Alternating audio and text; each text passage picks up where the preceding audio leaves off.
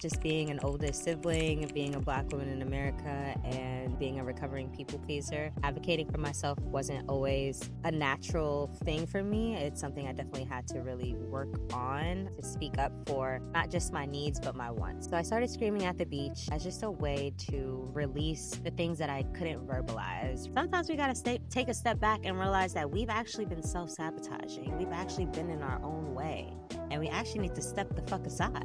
We need to sit down for a second and be quiet and shut up.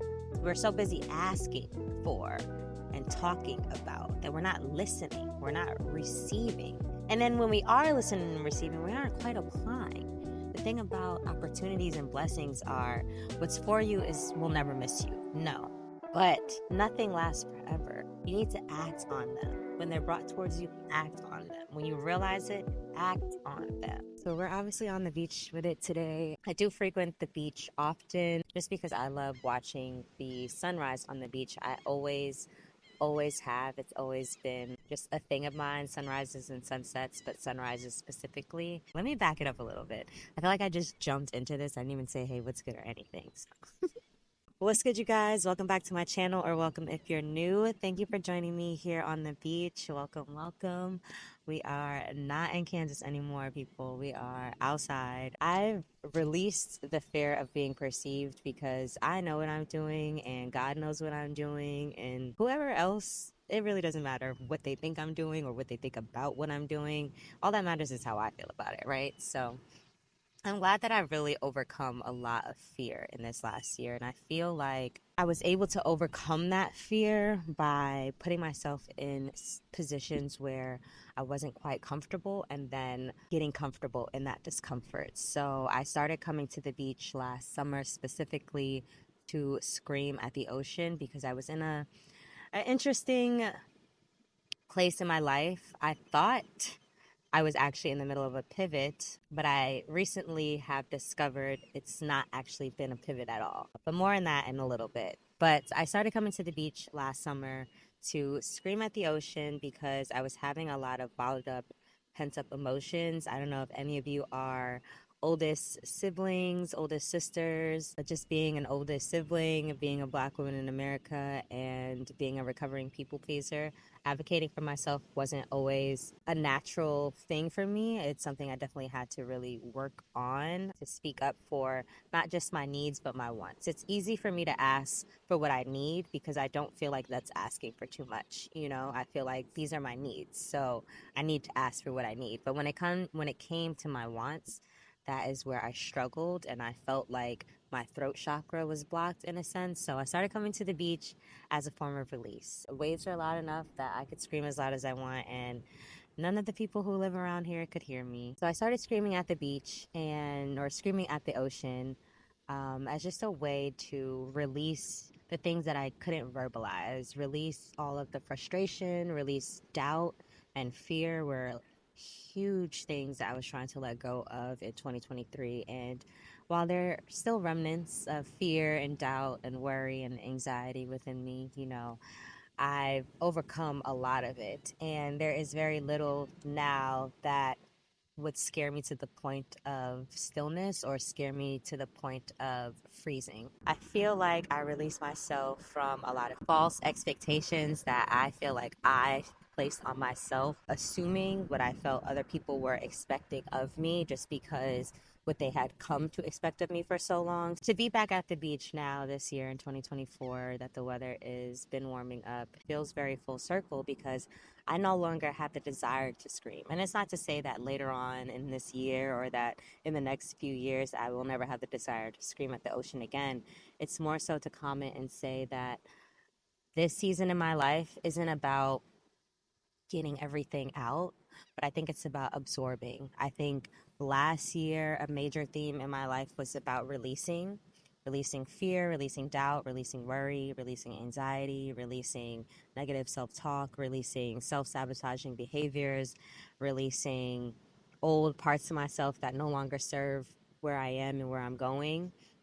And this year, it feels all about embracing and absorbing and receiving versus releasing. Receiving all of the blessings that are meant for me, receiving all of the opportunities that are already mine, receiving love, receiving trust, receiving guidance from God, receiving support from my community, receiving just energy from nature and the world. I've been really able to trust myself and trust God and whatever his vision and plan are for me. And I don't 100% know exactly everything God has planned for my life, but I have been so much more comfortable only worrying about what I can control and releasing everything else to God and just trusting that He got it. And yeah, it's like a very beautiful, freeing feeling to just have to not shoulder all the weight on my own. And I never had to shoulder all of the weight on my own, but I felt like I had. And so I did.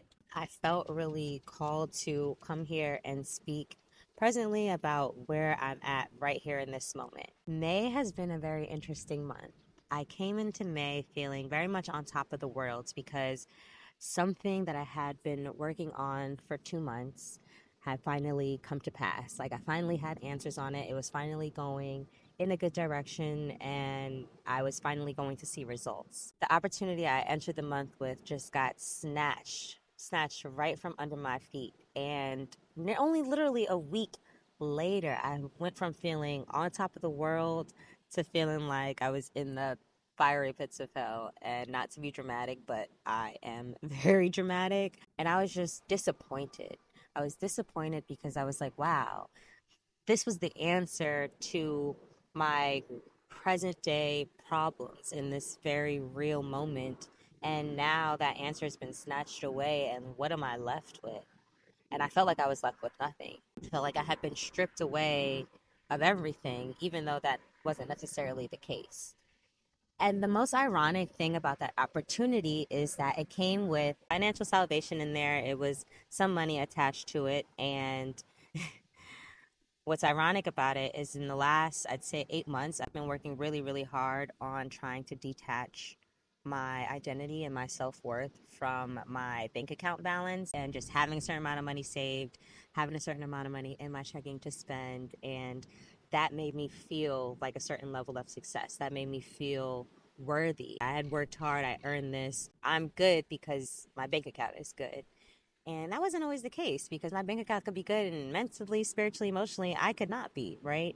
So I've been working on detaching that. And when this opportunity got yanked from me and I felt part of me go with it, I realized I'm not as far along in that journey as I thought. I realized there's still a lot of work I need to do with that detachment. And I feel like the reason that God didn't allow me to have or keep that opportunity is because He too realizes that there's still work I need to do to release myself from the shackles of that attachment. It's a unhealthy attachment, and my self-worth should not be tied to my bank account. I need to feel the same about myself whether I have $0 or $1 million in my bank account, because what I would hate is to get an exorbitant amount of money and act a fucking fool, or to hate myself and to allow the money to change me because I was never really secure with myself to begin with. I don't want that. I want to be secure with who I am regardless of what I have. So that's what I've been working on. It was only like maybe a week or two later that that kind of thought hit me. And I was like, oh, okay.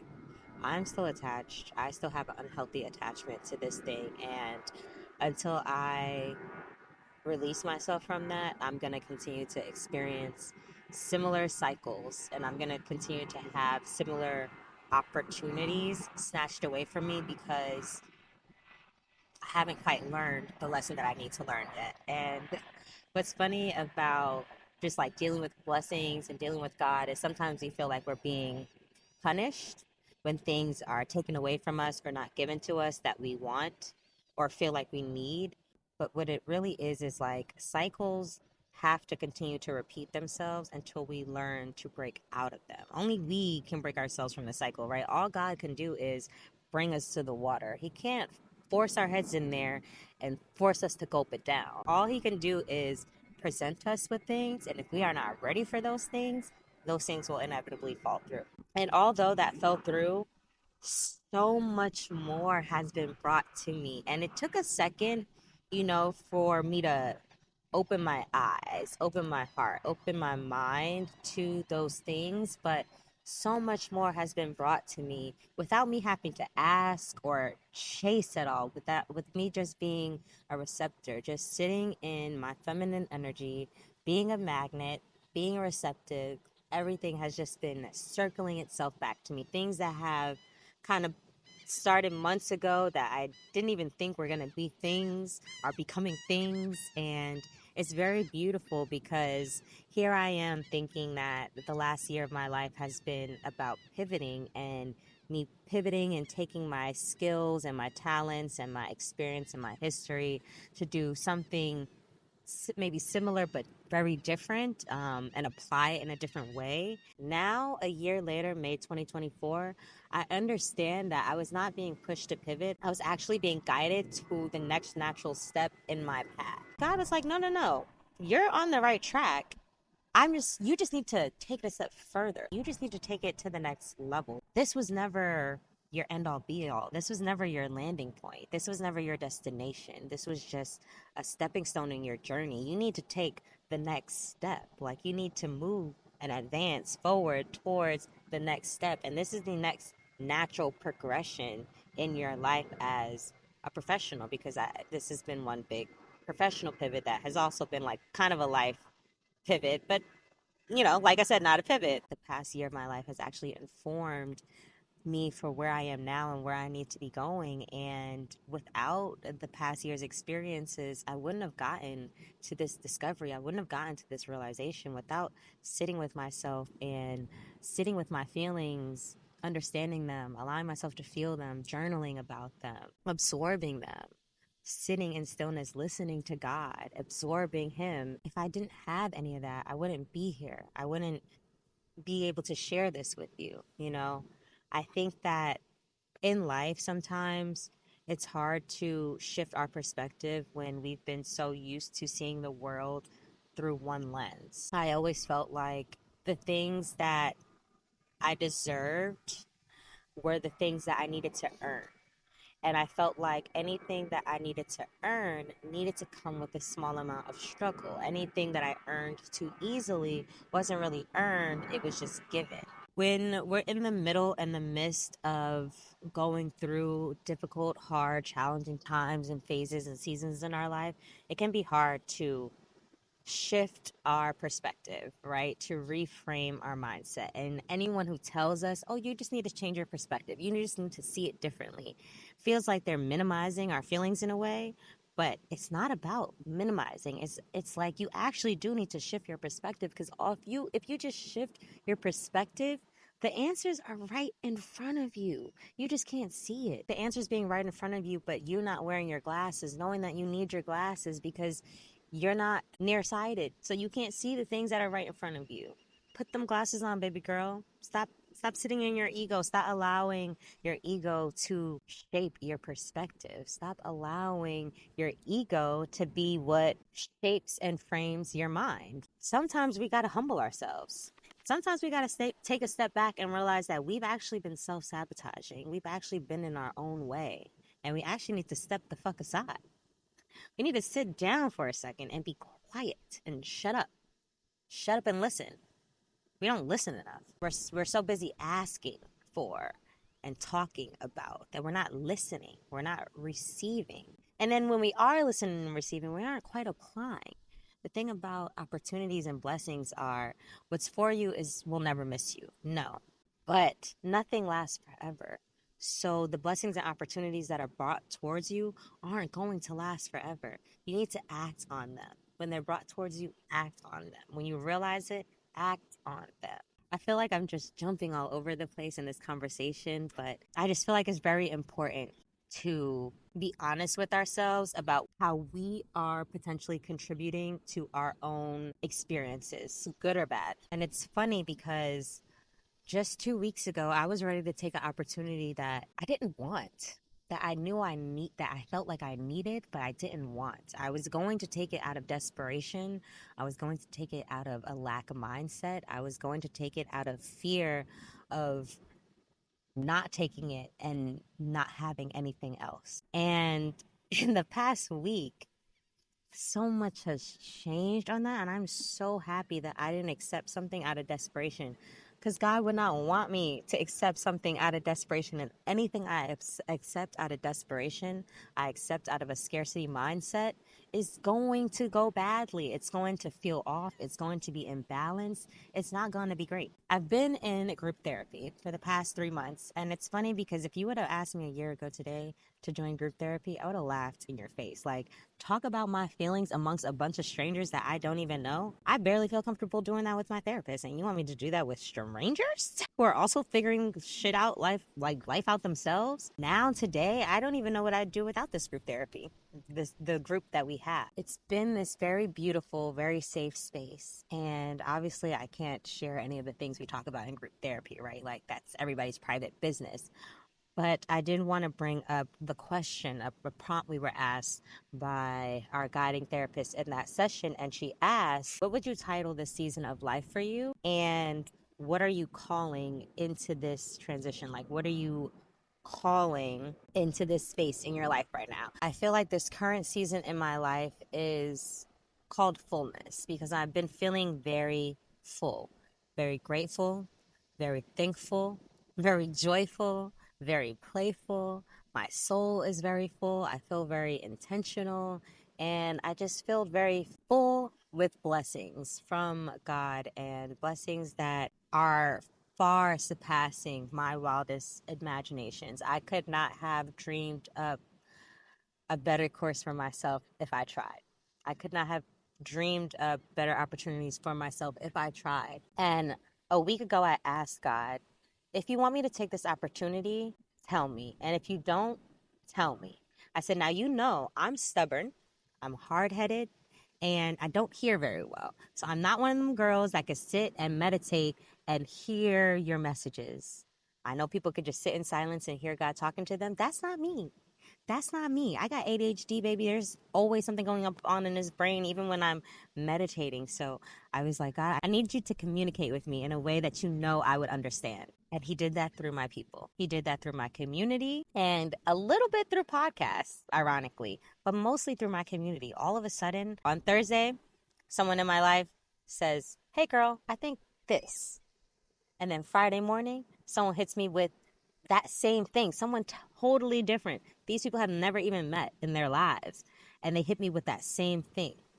And then Saturday, a third completely other person who's not met these two people hits me with the same thing. I said, whoa, there's no way that on 3 different days, 3 completely different people are hitting me with the same message. Maybe with slightly different wording, but the overall same message. God, I hear you and I'm listening. Not only am I listening, I'm receiving, and I will act, baby. I am acting. And I'm so, so, so happy I didn't take the opportunity. And I'm so happy that I gave myself time, that I was patient, that I didn't rush it, because look where I am now. And I don't want to speak too much on it until things come to pass, until they manifest themselves in a more tangible way. You know, right now, everything I feel like is still working. But for anybody out there who's feeling like they just turned down an opportunity or did not get an opportunity that they really thought they wanted, for anybody who feels like very confused about their path or where they're going, I am here to say that you turned that down or didn't receive it because it wasn't right for you. And it doesn't feel that way now, but I promise you it will. I promise you something else much, much better that exceeds your expectations will come to you. It will come to you, and I hope that you are open and ready to receive it so that it doesn't miss you at all, so that it doesn't have to cycle itself back around, so that when it comes to you the first time, it's yours. I don't think it's necessarily a bad thing for things to cycle back around, because I think there are certain things that are cycling back around for me now that I'm so glad I didn't dive into at the time that they first came to me, because I wouldn't have been ready. I wouldn't have really known what to do with it, and I might have just let it go, quit altogether, and not looked back. I'm glad instead I just put certain things on a back burner, because by placing certain things on a back burner, I gave them opportunity to still be there, to still provide for me when I was ready.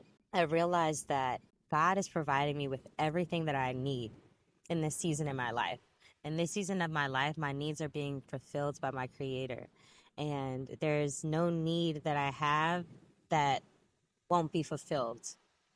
So what I'm more focusing on now is my wants, my desires. And like I said, as an oldest daughter, focusing on what I want hasn't always been a staple in my life. It hasn't always been the foundation for me. But I'm so, so, so happy to be in a space where I can just actually focus on what it is I want without feeling selfish or guilty or anything about it. I could just focus on my wants. I can focus on my desires because my needs are being handled. And ironically, there's still things in my present reality that aren't handled yet.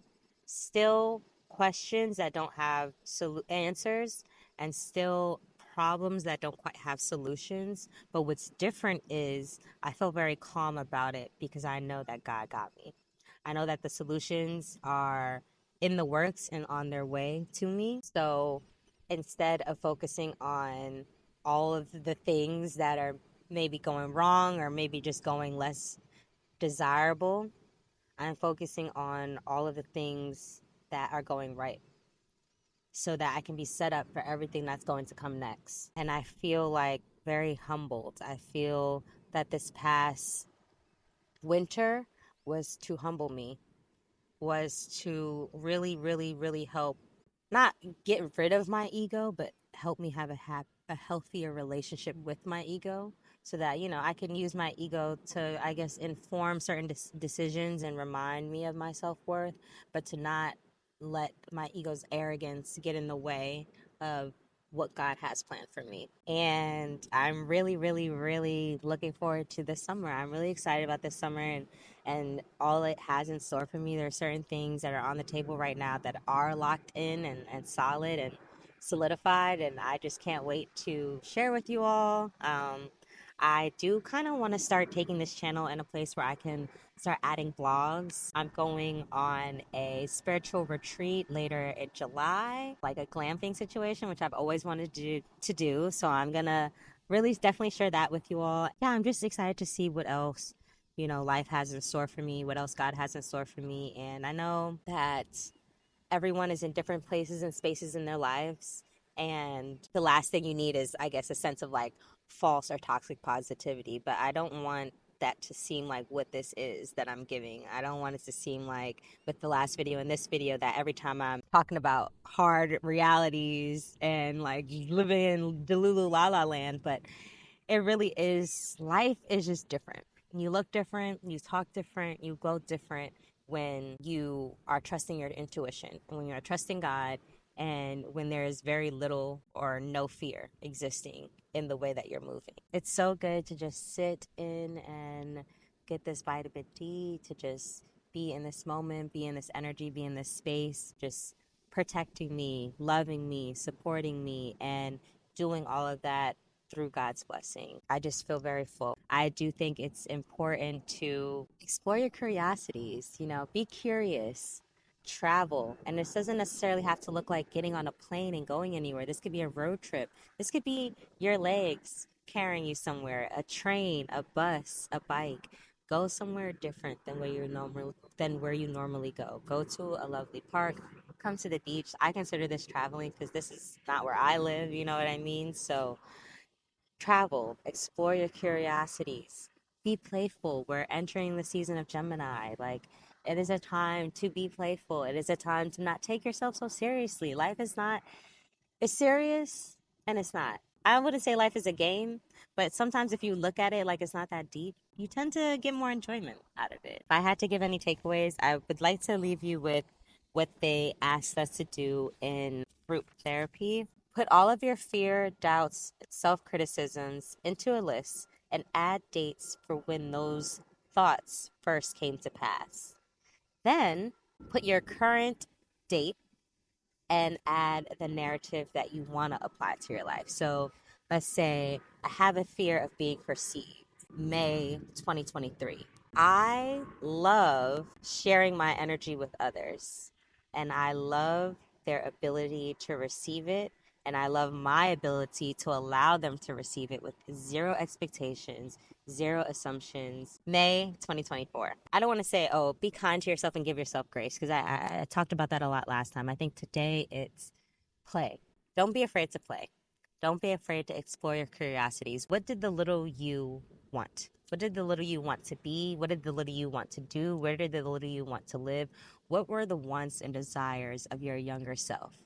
And feed that.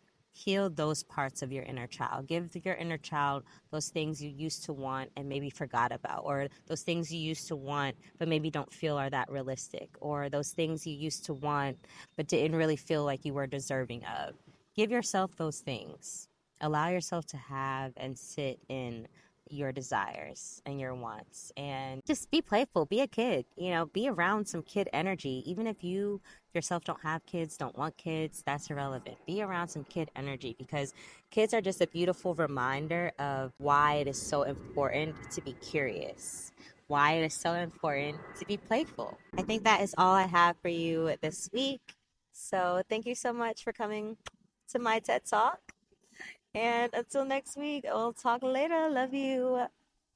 Bye. Are y'all seeing this sun? This is insane. Like, do y'all see these waves? I woke up at 3:30 in the morning just to come and be here in this energy. Got on the train at 4:30 a.m. from Brooklyn to come to Rockaway, Queens.